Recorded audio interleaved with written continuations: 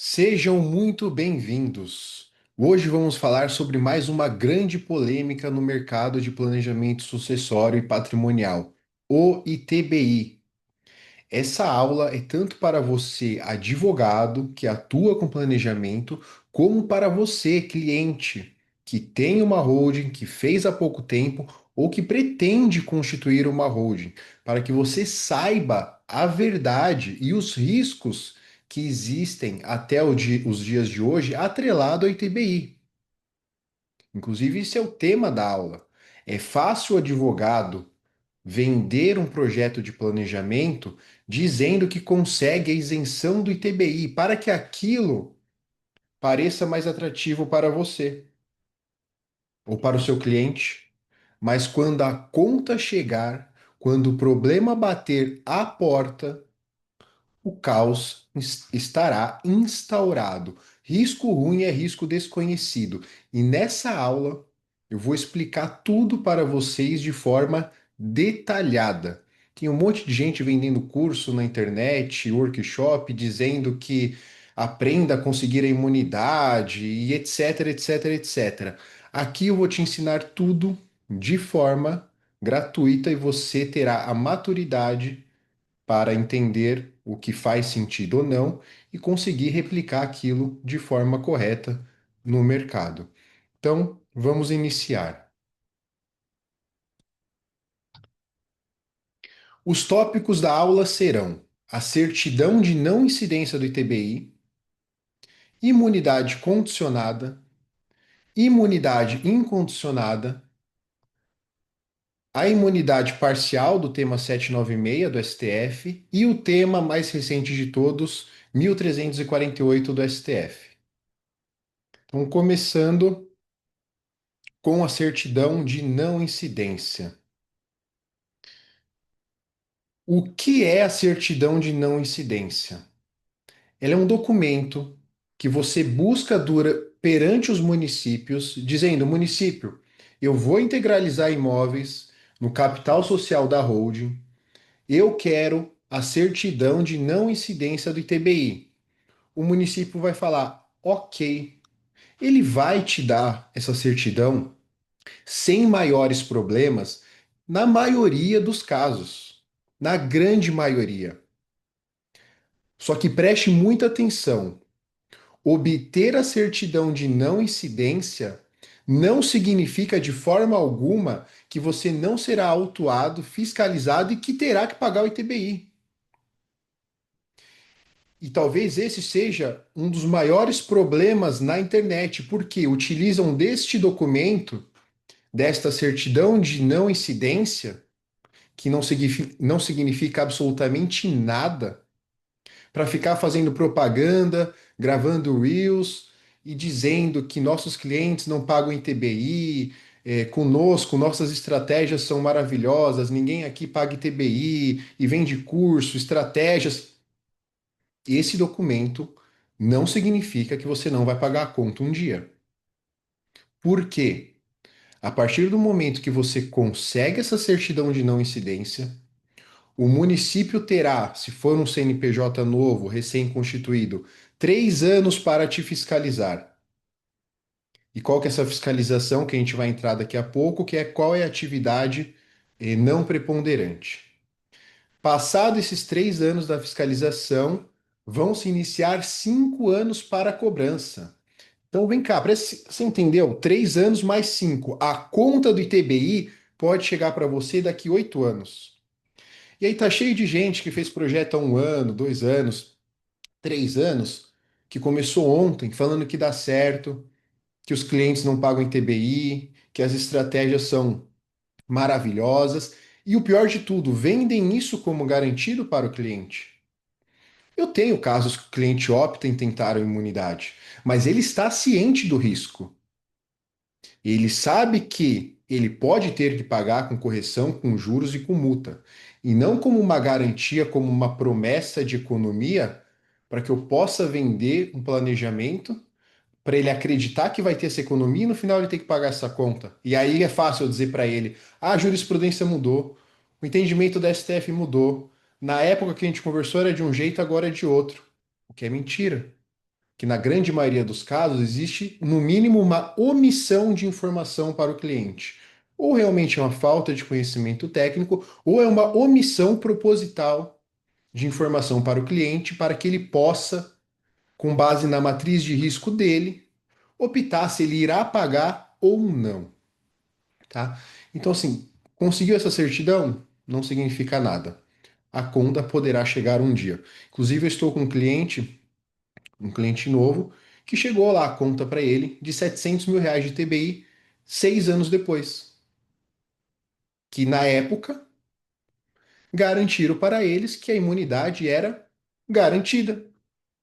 E o ITBI não chegaria nem a R$ 200 mil na época. Agora, 6 anos depois, com correção, com juros, com multa, R$ 700 mil. Fora que a prefeitura já ingressou com execução, vai ter custas processuais, honorário de sucumbência de 10 a 20% sobre os 700, ou seja, vai pagar quase 1 milhão se perder os processos por conta de um custo inicial que seria de aproximadamente R$ 200 mil. Desculpa.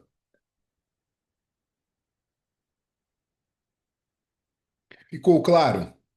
Certidão de não incidência não significa que você não vai ser fiscalizado, que você não vai ser autuado e que você não vai ter que pagar. Isso só vai, você só vai ter a tranquilidade, a paz de sentar no sofá e colocar a cabeça no travesseiro, sabendo que isso passou 8 anos depois da realização do projeto. Agora vamos começar com a imunidade condicionada. O que é a imunidade condicionada?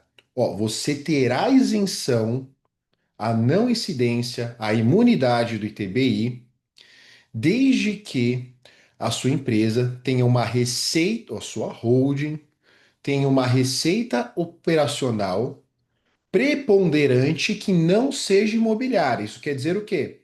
Você tem que faturar mais do que você tem de renda de locação e compra e venda de imóveis. Tem que estar dessa forma. Se você conseguir adotar essa metodologia dentro da sua holding, hoje sim é garantido tanto pela. Garantido não, né? Vamos excluir essa palavra do vocabulário. É previsto na Constituição Federal, como no Código Tributário Nacional, a isenção. E você tem que ter essa receita não preponderante imobiliária pelos primeiros 3 anos da sociedade. E aí a gente pode verificar aqui no. Deixa eu pegar a caneta. Artigo 36 do Código Tributário Nacional, depois no 37, ele fala exatamente isso, tá? Não se aplica, né? Tem a imunidade, mas ela não se vai se aplicar quando não tiver, quando a receita preponderante for imobiliária, que aí representa mais de 50% do faturamento. E aqui embaixo o prazo de fiscalização. 3 anos quando é um CNPJ novo, e quando é um CNPJ já existente, vai analisar 2 anos anteriores e 2 anos posterior à integralização dos imóveis.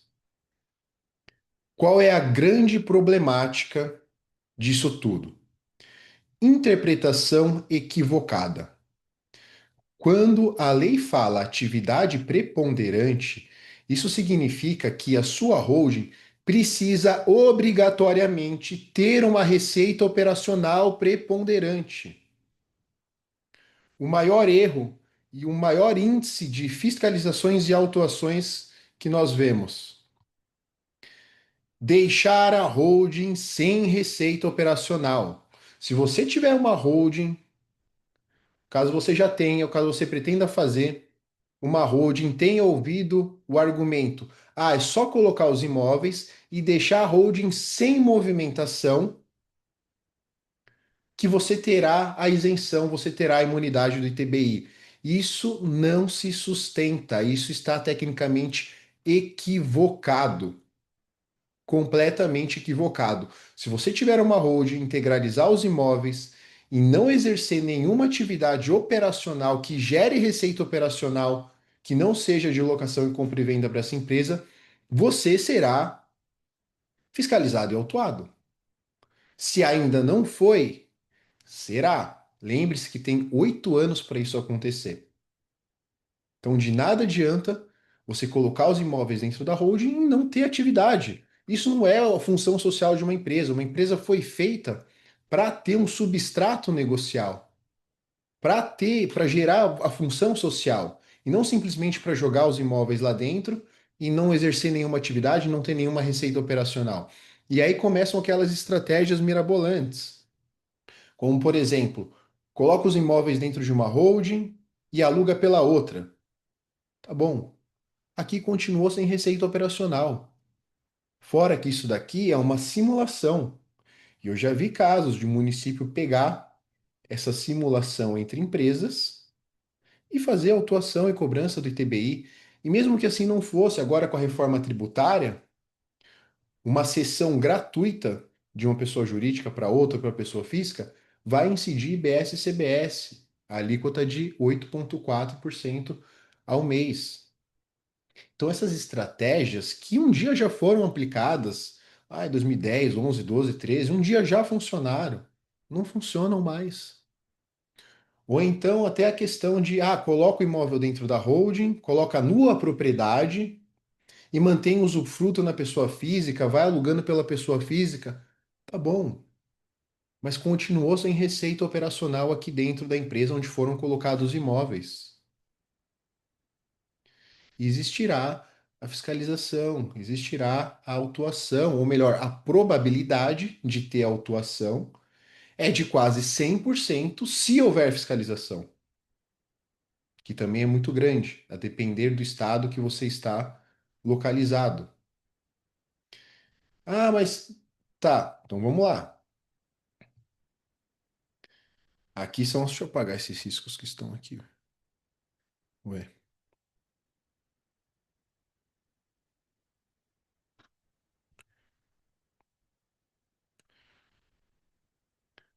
Aqui são trechos de decisões judiciais de tribunais de justiças que eu coloquei. Poderia ficar aqui o dia inteiro colocando acórdãos e decisões falando exatamente sobre essa questão, mas vamos passar rapidamente. Primeiro, a questão da definição da atividade preponderante, como já falamos. Uma empresa precisa ter atividade preponderante e se considera atividade preponderante quando tem uma receita operacional, 50% maior que receita de compra e venda e locação.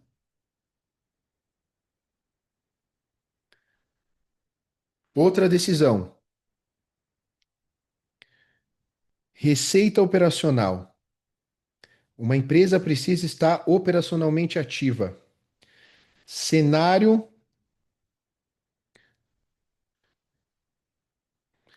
cenário de inatividade operacional não previsto pelo legislador. Imunidade afastada.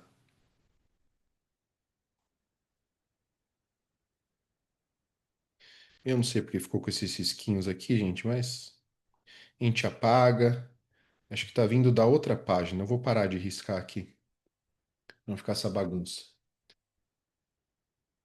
Mais uma. Vocês podem ver já aqui na parte de baixo. Ainda mais frágil é o direito das sociedades que recebem imóveis em integralização de capital e estão inativas operacionalmente. Se vocês pesquisarem, fizerem uma consulta de jurisprudência, 90% ou mais vão seguir essa mesma linha de raciocínio. Obviamente que você vai encontrar decisões diferentes, mas elas são a minoria. O tema ITBI é uma tremenda insegurança jurídica, dada pelo próprio legislador, pelos tribunais, pelas jurisprudências. Cada tribunal fala uma coisa, cada câmara fala uma coisa, STF fala coisas diversas, cada hora uma coisa. Então, assim, existem. O grande problema é que eu vi até esses dias lá um post no Instagram falando empresa consegue imunidade de TBI. Tá bom, conseguiu, legal, parabéns, mas é uma decisão isolada. Não existe um consenso. Aí pegam aquela decisão isolada e fazem crer que todo mundo vai conseguir. E aí uma porrada de cliente me encaminhando, olha, olha, agora consegue, agora consegue. Não é assim, gente, pelo amor de Deus, vamos ter maturidade e levar a informação de forma clara, correta e precisa, e não ficar manipulando, fazendo notícias tendenciosas para querer vender. Pense no bolso do cliente, não só no seu bolso.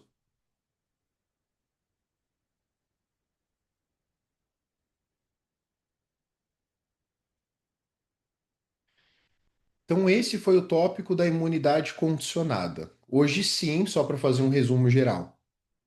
Hoje sim, é previsto tanto no Código Tributário Nacional como na Constituição Federal a imunidade condicionada, condicionada a uma receita operacional não preponderante imobiliária. Então, se você tem a sua empresa, colocou os imóveis dentro dela ou vai colocar, e você tiver nessa empresa uma receita operacional que não seja imobiliária, você está respaldado para ter essa isenção de TBI. E aí, quando eu falo também da atividade operacional não preponderante, tem que tomar muito cuidado, porque obviamente que eu não vou colocar atividades operacionais de risco dentro de uma empresa para conseguir imunidade do ITBI, a conta não fecha. Aí começa a ter reclamação trabalhista, outros problemas tributários que vão contaminar todo o patrimônio. Aí a economia de 2% do ITBI valeu a pena? Você coloca em risco todo o patrimônio com atividades operacionais de alto risco para não pagar 2% e no final perde tudo. Então tem que ser um ponto que tem que ser analisado também. Qual é uma atividade operacional de baixo risco que você consegue conjugar junto com a sua empresa patrimonial para te dar esse direito à isenção, à imunidade do ITBI? O segundo tópico,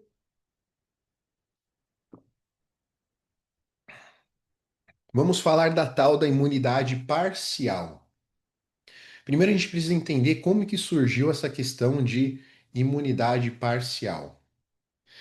Há muitos anos, um nobre colega advogado, por isso o perigo de quem não sabe atuar nesse mercado, o impacto que eles podem gerar. Uma esquizofrenia jurídica de um advogado, há muitos anos, desencadeou toda essa problemática da imunidade parcial que os municípios, de forma tendenciosa, vêm aplicando de forma equivocada. O que aconteceu nesse caso? É o caso da empresa Luz Frama Participações.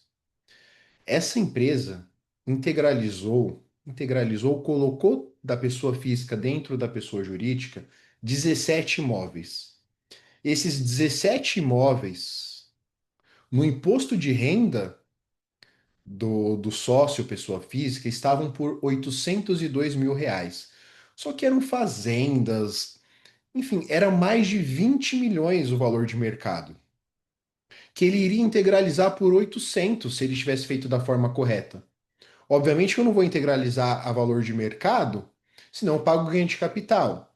O comum é integralizar, 99% dos casos, integralizar pelo valor histórico do imposto de renda, que seria os 800 mil. O advogado teve a brilhante ideia de integralizar por 24 mil reais, ou seja, por um valor menor do que o histórico do imposto de renda, que era de 800, que já era extremamente baixo, que significava um patrimônio de 20 milhões. Da onde ele tirou 24 mil reais? Colocou lá 24 mil reais. E com isso, foi gerada uma reserva de capital, um ágio, da diferença entre o valor que estava no imposto de renda de 800 para o valor integralizado de 24 mil reais. E aí teve fiscalização, autuação, recursos, até que chegou no STF e de lá teve repercussão geral e virou o tema 796. E a decisão foi: a imunidade prevista no artigo 156 é de acordo com o limite integralizado no capital social, não abrangendo a parcela do ágio. Isso quer dizer o quê? Que ele teria imunidade sobre os R$ 24.000, que foi o valor que ele integralizou, né, subscreveu no capital social, mas ele não teria imunidade do ITBI sobre a reserva de capital gerado, que era a diferença para o valor histórico declarado no imposto de renda. O que os municípios estão fazendo em alguns casos, em alguns municípios? Por mais que você faça da forma correta hoje e pegue seus imóveis pelo valor que estão no imposto de renda, coloque ele dentro da empresa, refletindo o mesmo valor que está no imposto de renda, sem gerar nenhum ágio, sem gerar nenhuma reserva de capital, o município está falando assim, ó, com base no tema 796, você tem que pagar a diferença do valor histórico do imposto de renda para o valor de mercado do imóvel. Em nenhum momento isso foi escrito no tema 796. Isso está absolutamente equivocado. E sim, se alguém sofrer essa dificuldade, aí caberá recurso administrativo, um mandado de segurança, porque a interpretação que está sendo dada, diria até que de má fé, não é o que está escrito no tema 796. O tema 796 foi muito claro com relação a ágio, reserva de capital decorrente de uma integralização de imóveis por um valor menor do que o valor histórico declarado no imposto de renda. Mas em nenhum momento autorizou a cobrança de TBI da diferença do valor histórico para valor de mercado. Então, essa é a problemática oriunda do tema 796. E daqui a pouco eu vou falar o impacto também que causou o voto do ministro Alexandre de Moraes no julgamento do tema 796, que aí está atrelado à imunidade incondicionada, que é o nosso próximo tópico. Com relação à imunidade incondicionada,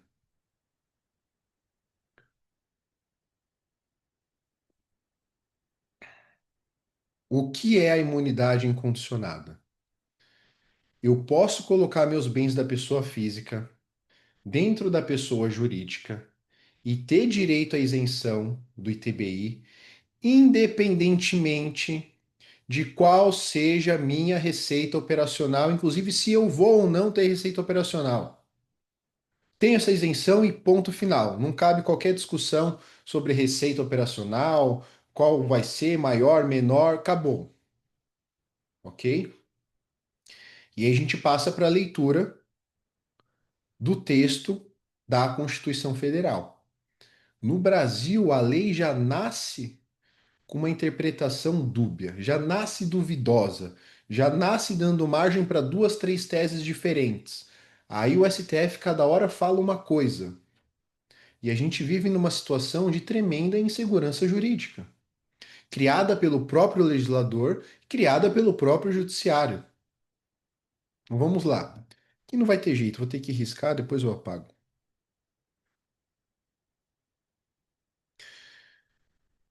Previsto na Constituição, não incide sobre a transmissão de bens ou direitos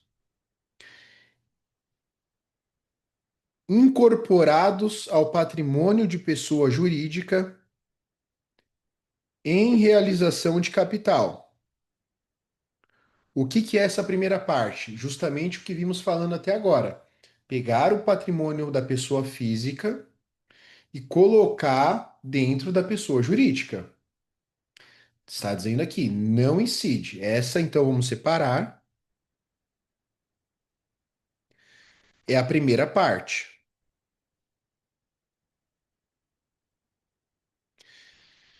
Depois começa aqui. Nem sobre a transmissão de bens ou direitos decorrente de fusão, cisão ou incorporação,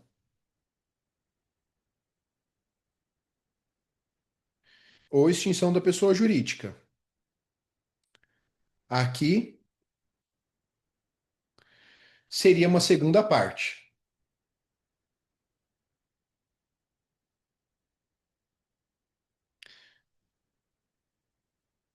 salvo se, nesses casos, a atividade preponderante for de compra e venda e locação de bens.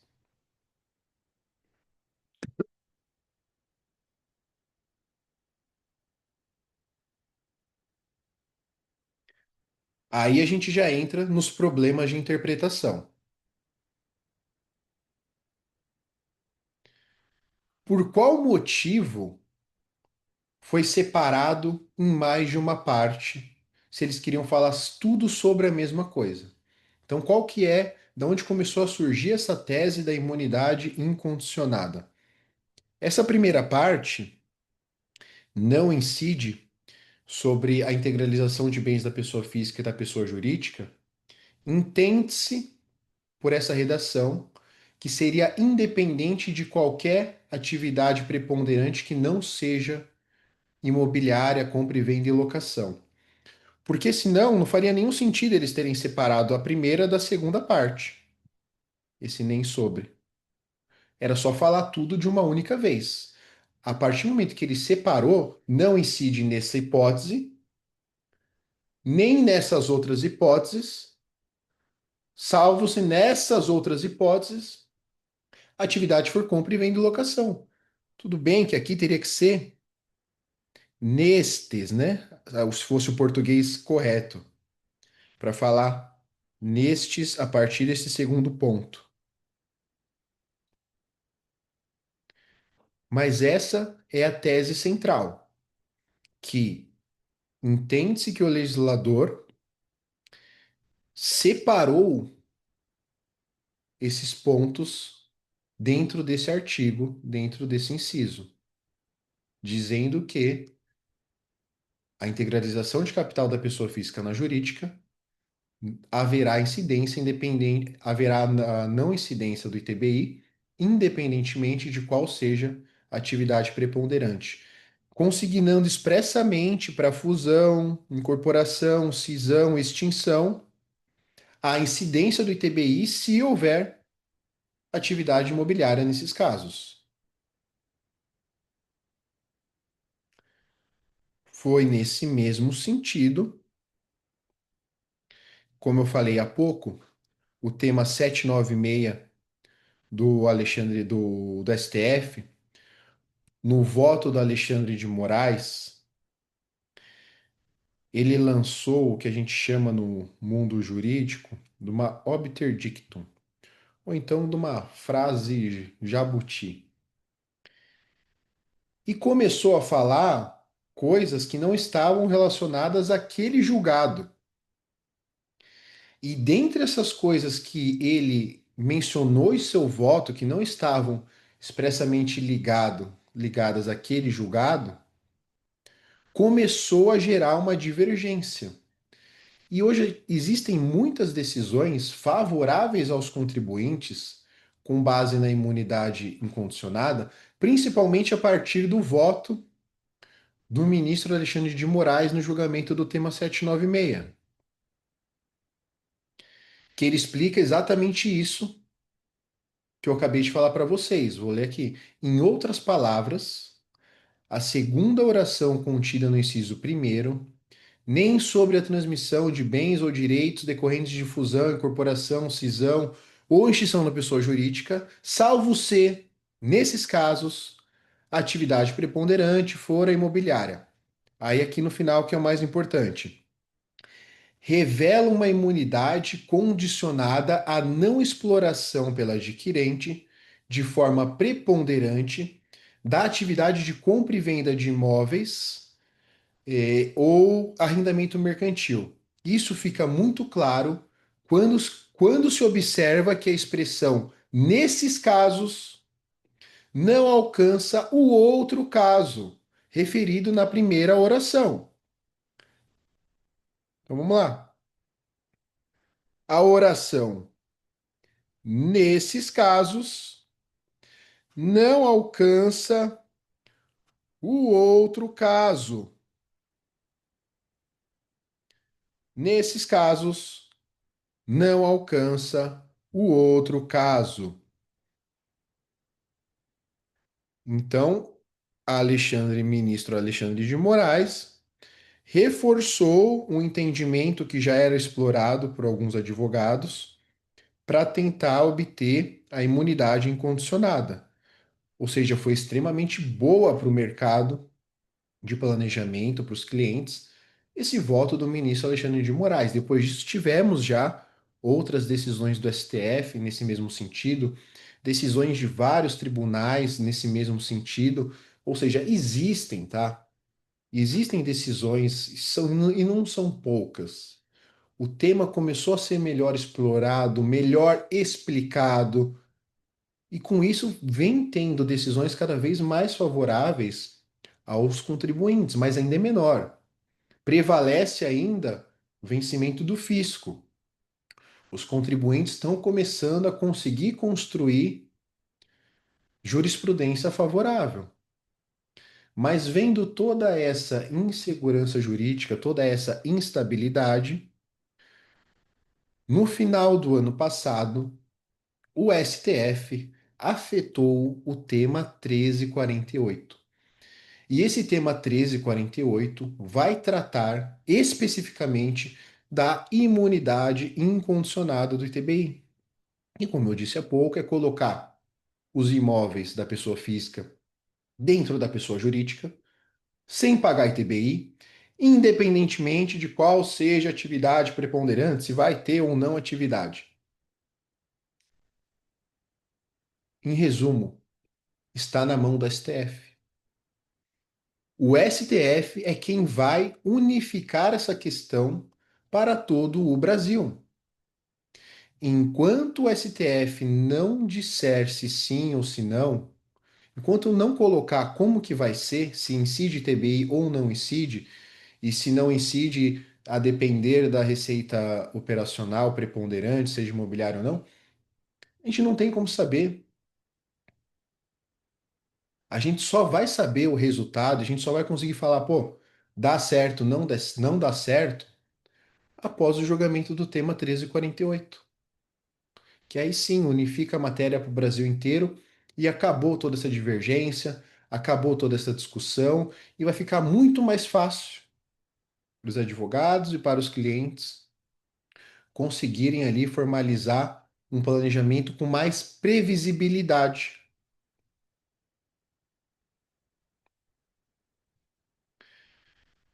Já caminhando para a conclusão.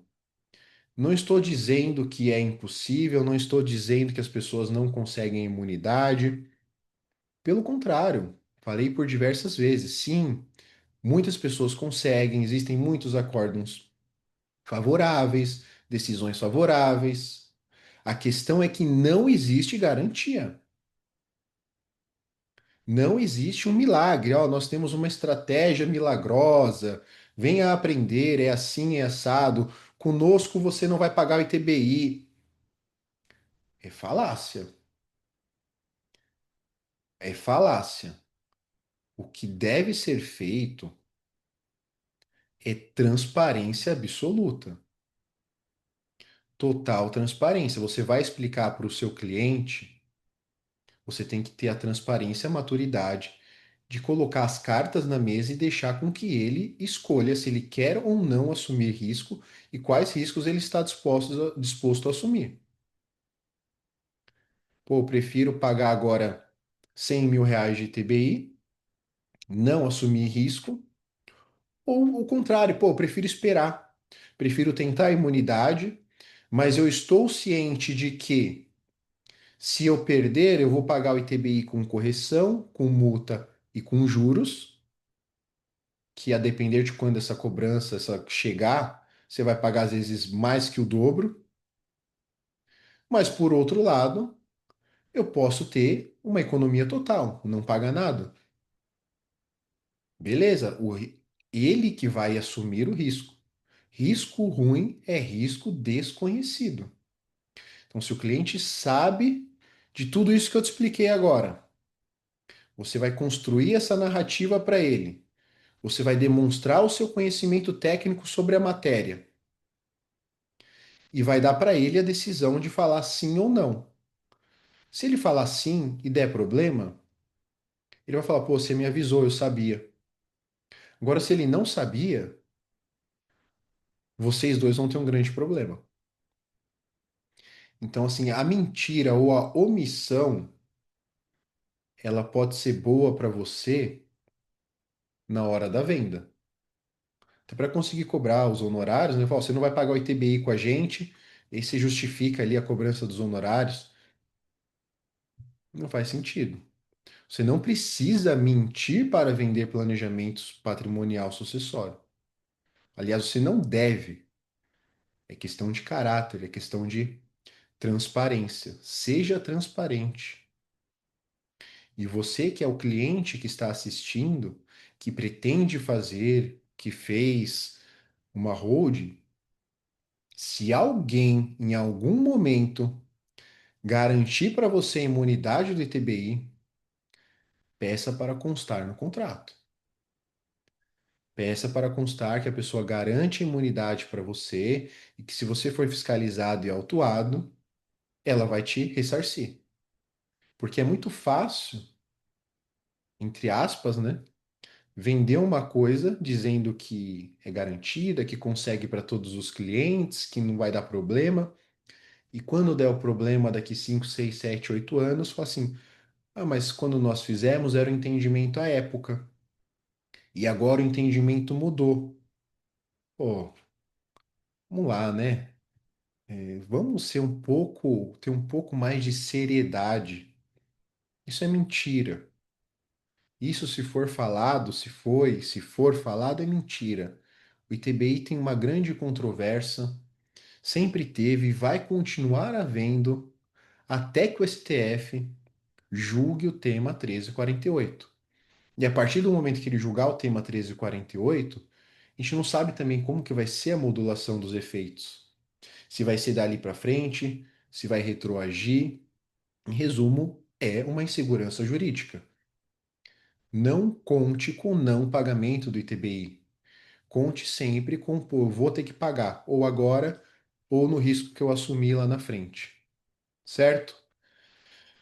Essas eram as considerações que eu queria trazer para vocês hoje sobre o ITBI. Espero ter agregado aí um pouquinho para vocês, seja para você advogado, seja para você cliente. Então agora vocês podem ter um senso mais crítico e podem ter uma maturidade maior com as informações corretas para saber o que é melhor para você, cliente, o que é melhor para e o que você, advogado, vai oferecer para o seu cliente de forma correta e transparente, sem aquela poluição de mercado que ficam falando na internet, porque cada um fala uma coisa e vai gerando cada vez mais confusão. Todo mundo quer ressaltar a imunidade do ITBI para vender projeto, para vender curso, mas ninguém conta toda essa verdade, todo esse histórico que vocês acabaram de ouvir. Então, aproveitem para ampliar aí os conhecimentos, continuar estudando sobre o assunto e tirarem suas próprias conclusões. Eu agradeço e até a próxima aula. Um abraço.